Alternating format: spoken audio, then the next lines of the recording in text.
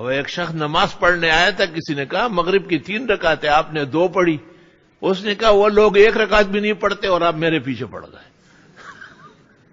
کہ وہ جو 1 رکعت بھی نہیں پڑھنے آتے، جاؤ ان کو سمجھاؤ. اچھا وشوے مغرب کی 2 رکعت پڑھ کے چلا جا رہا تھا. عجائب و غرائب ہے دنیا کے اندر. وہ اسلامی زمانہ تھا اور لوگوں کے پیچھے محتسب گھومتا تھا کہ بھئی تم نے نماز کیوں نہیں پڑھی. ایک شخص کو پکڑا، اس سے کہا فجر کی نماز پڑھی ہے؟ کہا بالکل. کہا کتنی رکعت؟ کہا 6. کہا ٹھاک مکھے تھے ہوا لو. کتنی رکعت؟ 8. کتنی رکعت پڑھی؟ 10. گھر آیا اور بیوی کو بتایا کہ میں تو آج بہت پٹ گیا اور محتسب نے مجھ سے رکعتیں پوچھی اور بہت زیادہ مارا. تو بیوی نے کہا کہ کیا مطلب ہے؟ آپ کہہ دیتے کہ میں نے 4 رکعت پڑھی. واہ میں 100 تک پہنچا ہوں، یہ مجھے 4 پہ چھڑا رہی ہے. اما صلی رکعت ہوئے بیام عالم ہو. تو جواب 4 رکعت ہے، 6 اور 100 نہیں ہے نا. صحیح جواب دینا پڑے گا. وہ احمد رضا خان بریلوی نے وصیت کی تھی کہ میرا قبر ذرا گہرا بناؤ. جب مجھ سے فرشتہ کہے گا کہ ما تقول فی ھذا الرجل، حضرت محمد صلی اللہ علیہ وسلم کے بارے میں سوال کرے گا کہ یہ کون ہے، تو میں کھڑے ہو جاؤں گا. حالانکہ حدیث میں ہے کہ یقعدان، ملائک بٹھائیں گے، یہ کھڑے ہو رہے ہیں. اور میں کہوں گا کہ مصطفیٰ جان رحمت پہ لاکھوں سلام اور شمع بز میں ہدایت پہ لاکھوں سلام. وہ جو جواب پیغمبر نے بتایا ہے کہ وہ رسول اللہ وہ محمد جاءنا بالبینات والہدی آمنا بھی، یہ جواب چاہیے. آپ کی نعت ہے تھوڑا ہی چاہیے کہ آپ نے نعت پڑھنا شروع کر دیا. یہ تو خطرناک بات ہے نا کہ بدعتی من المہد الی اللحد ہوتا ہے. بعض بدعت ایسی ہے کہ جان نہیں چھوٹتی.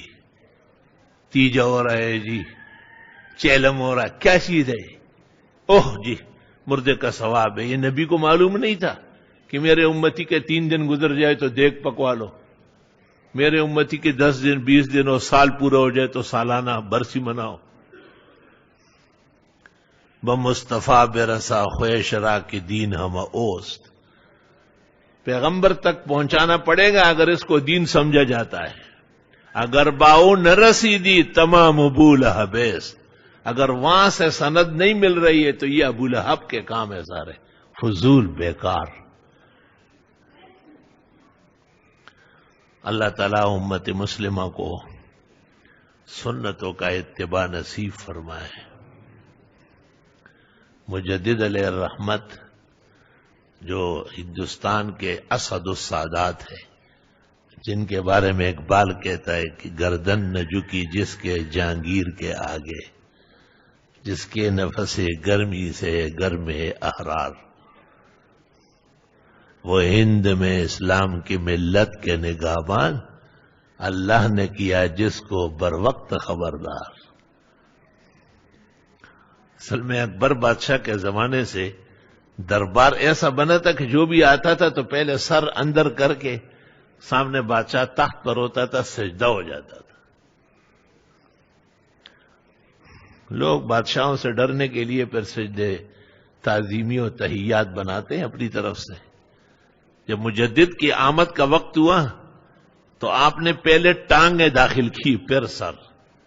تو بادشاہ نے کہا دیکھو یہاں آ کے بھی ہماری بے ادبی کرتے ہیں. تو کون سی بے ادبی ہوئی؟ کہا آپ نے مجھے ٹانگیں دکھائے. کہ میں سر آپ کو نہیں جھکا سکتا. ہاں مجھ سے بجز خدا کے کسی کے حضور میں اپنا سر نیاز جھکایا نہ جائے گا. آج کل ہمارے یہاں یہ اہل حق میں بھی ملنے لوگ آ جاتے ہیں.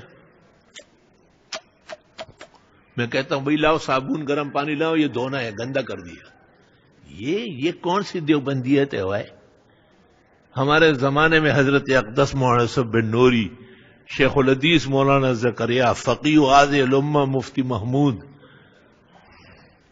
شیخ المحدثین مولانا عبدالحق اکوڑا خٹک، مجاہدین کے اسد السادات مولانا عبید اللہ انور، حافظ الحدیث مولانا عبداللہ درخواستی، محقق الاثر ترجمان مسلک دیوبند شیخ و مرشد سرفراز خان، شیخ القرآن مولانا غلام اللہ خان، بڑے اکابر اولیاء، خدا کی قسم میں نے ایک مومن کو ہاتھ چومتے ہوئے نہیں دیکھا۔ یہ تبدیلی آ گئی، اہل حق بدل رہا ہے۔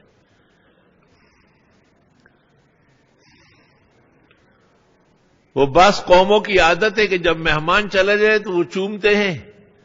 میں اور منصور بھائی دونوں ایک جگہ مہمان ہوئے، بڑا چوما، میں نے تو جان چھوڑائی، میں نے کہا مجھے گھبراہٹ ہوتی ہے، چھوڑو مجھے۔ منصور بھائی کو ذرا اوپر سے نیچے تک چومتے چلے گئے۔ وہ بڑے خوش ہوئے اور نے کہا اللہ اکبر، کتنا ادب کرتے ہیں۔ میں چپ رہا۔ اتنے میں ایک آدمی آیا، کذکر المخلوق، کلکڑے غشے، اور پاگچ رون خطل اٹول کور والا داسی اس اٹول کا واچس خیسٹھی۔ میں نے منصور سے کہا یہ اپنی عادات سے مجبور ہے، ان کے رسوم ہے، ادب ودب کچھ بھی نہیں، اس میں کیا ادب ہے؟ بالکل آلو کی طرح صاف ستھرا ہو، صفن صفا لا تری فیہا عوجا ولا امتا۔ یہ گندے کام ہے، فضول کام ہے۔ اور شیخ الاسلام شیخ العرب والعجم مولانا حسین احمد صاحب مدنی منع کرتے تھے میرے ہاتھ نہ چومو، تو لوگ کہتے تھے کہ حضرت گنگوئی نے لکھا ہے فتاوی رشیدیہ میں کہ بزرگوں کے ہاتھ چومنا جائز ہے، تو شیخ الاسلام کہتے ہیں حضرت گنگوئی والے ہاتھ لے آؤ تو میں بھی چوم لوں گا۔ یار ہاتھ چومتے، وہ یار رہنے دو، ہم نے اجازت دی تھی ملنے کی۔ مصافحہ کافی ہے مومن کے درمیان، مصافحہ دل سے اخلاص سے ہو تو ہاتھ چھوڑنے سے پہلے گناہوں کی بخشش ہو جاتی ہے۔